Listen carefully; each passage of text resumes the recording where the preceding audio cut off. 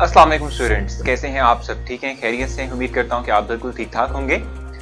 जी तो स्टूडेंट्स, आज का लेक्चर जो है उसमें हम क्या डिस्कस करेंगे? आज के लेक्चर में हमने फर्स्ट ऑफ ऑल जो डिस्कस करना है वो तो ये है कि हाइड्रोहेलोजिनेशन क्या होती है, व्हाट इज हाइड्रोहेलोजिनेशन।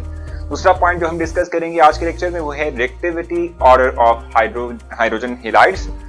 इनकी हम बात करेंगे कि क्या रिएक्टिविटी होती है, क्योंकि हम एडिशन ऑफ हाइड्रोजन हेलाइड्स की बात करें अलोंग द पाई बॉन्ड, तो हमें रिएक्टिविटी का पता होना चाहिए कि क्या रिएक्टिविटी होती है।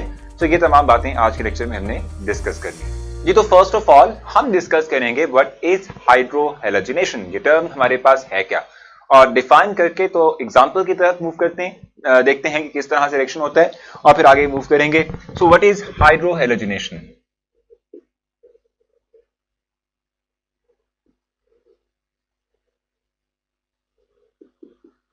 ठीक है जी। सो व्हाट इज हाइड्रोहेलोजिनेशन, इसको हमने डिफाइन करना है। हम कहते हैं कि एक ऐसा प्रोसेस जिसमें कि यानी एक ऐसा रिएक्शन जिसमें कि हम along the pi bond hydrogen और हेलोजन की एडिशन करेंगे। इस तरह के प्रोसेस को हम हाइड्रोहेलोजिनेशन कहते हैं, क्योंकि इसमें वर्ड पहला जो है hydro, it reflects hydrogen, hello means halogen. ठीक है, so the addition of hydrogen and halogen along the pi bond is called hydrohalogenation. यहां लिख लेते हैं यहां पे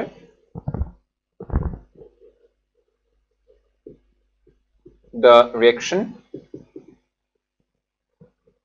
in which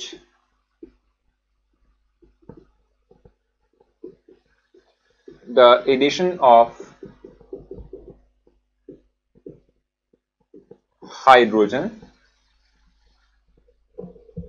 and halogen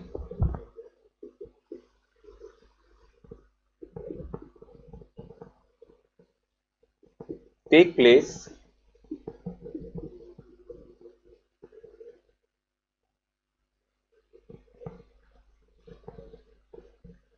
along the double bond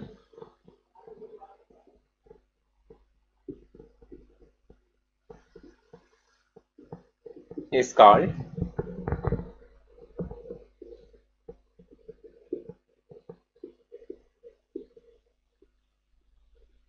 hydrohalogenation. ठीक है, एक ऐसा प्रोसेस जिसमें कि हम कहते हैं कि एडिशन होगी किसकी, हाइड्रोजन की और हेलोजन की अलोंग द डबल बॉन्ड। ठीक है, this type of reaction is called hydrohalogenation. इसको हम क्या कहते हैं, इसको हम हाइड्रोहेलोजिनेशन का नाम देते हैं। ठीक है, एक रिएक्शन राइट कर लेते हैं, उसमें हमें मजीद क्लैरिटी हो जाएगी और जब हम रिएक्शन को समझेंगे तो ये डेफिनेशन भी हमें मजीद और आसान लगेगी। ठीक है, तो देखें जरा,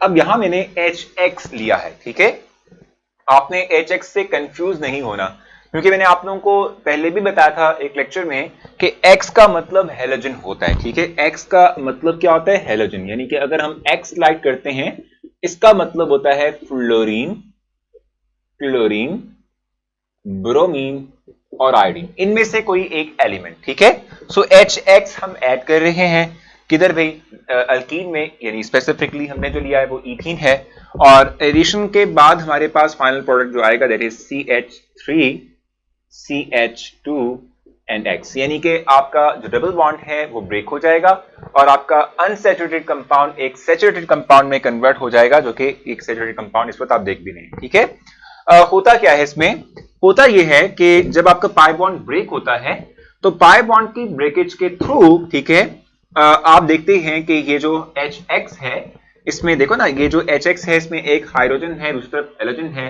आप पढ़कर आए हो halogens are more electronegative as compare to hydrogen. ठीक है, तो जब आप ये बॉन्ड तोड़ोगे so you will get H positive ions and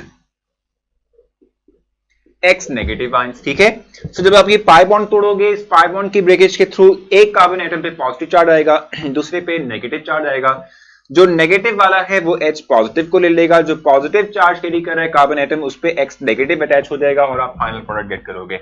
इसको समझाने के लिए मेरे पास एक डायग्राम है, वो अगर आप देखेंगे तो शायद और मजीद समझ आ जाएगी आसानी से कि किस तरह से हम हाइड्रोजन हेलाइड की एडिशन करते हैं इन अल्कीन। तो देखें जल्दी से, तो जी स्टूडेंट्स, अगर आप देख पाए, आप देख रहे हैं इस वक्त कि होगा क्या कि लेट्स सपोज HBr की एग्जांपल आपको यहाँ पे कोट की जा रही है।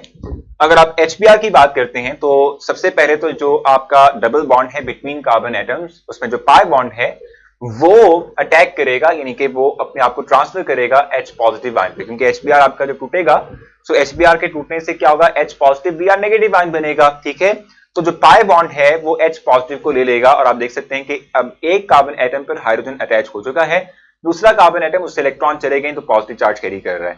अब जो Br नेगेटिव हमारे पास बना था फर्स्ट स्टेप के अंदर, वो Br नेगेटिव उस कार्बन एटम जिसपे कि पॉजिटिव चार्ज आया था उस पे अटैच हो जाएगा और हमारा फाइनल प्रोडक्ट जो है वो बन चुका है हाइड्रोजन जो है और हेलाइड, यानी हाइड्रोजन हेलाइड जो है उसकी एडिशन हो चुकी है। हाइड्रोजन हेलाइड की एडिशन के बाद हमारा फाइनल प्रोडक्ट जो है, ठीक है, अल्काइल हेलाइड जो कि बन चुका है। ठीक है, वो आपको इस वक्त दिख भी रहा है। ठीक है, तो ये चीज मैं समझा रहा था कि किस तरह से एडिशन होती है हाइड्रोजन हेलाइड की अलोंग पाई बॉन्ड और किस तरह से फाइनल प्रोडक्ट हमारे पास सामने आता है। जी तो स्टूडेंट्स, आई थिंक सो ये समझ आ चुका होगा। मैं चाहूंगा कि एक एग्जांपल भी आप लोगों के साथ शेयर कर लूं। ठीक है, एक और एग्जांपल शेयर कर लेते हैं और फिर हम मूव करेंगे टुवर्ड्स रिएक्टिविटी ऑर्डर कि रिएक्टिविटी ऑर्डर क्या होता है। For example if we have ethene,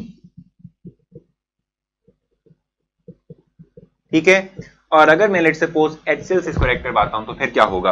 अब आप जानते हैं कि HCl के केस के अंदर भी chlorine is more electronegative as compare to hydrogen. ठीक है, सेम वे में यहाँ पर जो पाई बॉन्ड है दैट विल ब्रेक। ठीक है, एक कार्बन एटम नेगेटिव और एक पॉजिटिव चार्ज कैरी करेगा। ठीक है, लेट्स सपोज ये बॉन्ड टूट गया। अब टूटने के बाद लेट्स सपोज हम कहते हैं ये पॉजिटिव चार्ज कैरी कर रहा है, ये नेगेटिव चार्ज कैरी कर रहा है।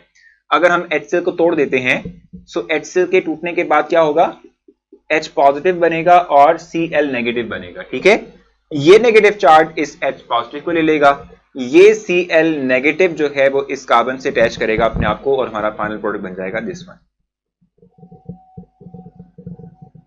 ठीक है जी, सो इस तरह से हमारे पास फाइनल प्रोडक्ट की फॉर्मेशन होती है। Last but not the least, मैंने आपसे कहा था कि हम डिस्कस करेंगे हाइड्रोजन हेलाइड्स का रिएक्टिविटी ऑर्डर। तो रिएक्टिविटी ऑर्डर क्या है, हम कहते हैं कि HI। जी तो स्टूडेंट्स, हम बात कर रहे हैं रिएक्टिविटी ऑर्डर की और मैं समझा रहा था कि HI क्यों ज्यादा रिएक्टिव है और HCl क्यों लेस रिएक्टिव है। मैंने आपसे कहा कि डाउन द ग्रुप जो है हम कहते हैं size of the atom decrease करता है, सॉरी इंक्रीज करता है। फ्लोरीन सबसे स्मॉलर साइज है, आयरन का सबसे लार्जर साइज है। और मैंने आपसे कहा था कि जो बॉन्ड की स्ट्रेंथ होती है, जो बॉन्ड बनता है, कोवेलेंट बॉन्ड बनता है, शेयरिंग ऑफ इलेक्ट्रॉन से बॉन्ड बनता है बिटवीन द टू एटम्स। ठीक है, हम ये बात कहते हैं कि शेयरिंग ऑफ इलेक्ट्रॉन से जो दो एटम के दरमियान बॉन्ड बनेगा, ठीक है, इसकी जो स्ट्रेंथ है इट डिपेंड्स के बॉन्ड जो है वो किन एटम्स के दरमियान बन रहा है। अगर जो दो एटम्स का साइज कंपेरेबल हो, इक्वल हो, एक जैसा हो तो बॉन्ड स्ट्रांग बनता है, और अगर साइज में फर्क हो, यानी एक बहुत छोटा एटम दूसरा बहुत बड़ा एटम, तो जो बॉन्ड बनता है वो वीकर बनता है। जैसे कि अगर आप HF की बात करेंगे तो हाइड्रोजन और फ्लोरीन का साइज ऑलमोस्ट कंपेरेबल है, नॉट एग्जैक्टली लेकिन ऑलमोस्ट कंपेरेबल है। ठीक है, तो बॉन्ड स्ट्रांग बनेगा। अगर आप HI की बात करेंगे तो आयोडीन का साइज बहुत बड़ा है, हाइड्रोजन का साइज बहुत छोटा है, तो डिफरेंस आ गया ना। जहां डिफरेंस आ गया वहां हम कहते हैं कि फिर हमारे पास बॉन्ड वीकर बन गया, और जब वीकर बना तो आसानी टूट सकता है और एक्टिविटी इसकी ज्यादा हो जाएगी। सो अपना बहुत सारा ख्याल रखिएगा। मुझे उम्मीद है कि ये तमाम पॉइंट्स, तमाम कॉन्सेप्ट जो मैंने आपसे डील किए वो आपको समझ आए होंगे। नेक्स्ट लेक्चर में आपसे मुलाकात होगी, तब तक के लिए अल्लाह हाफिज।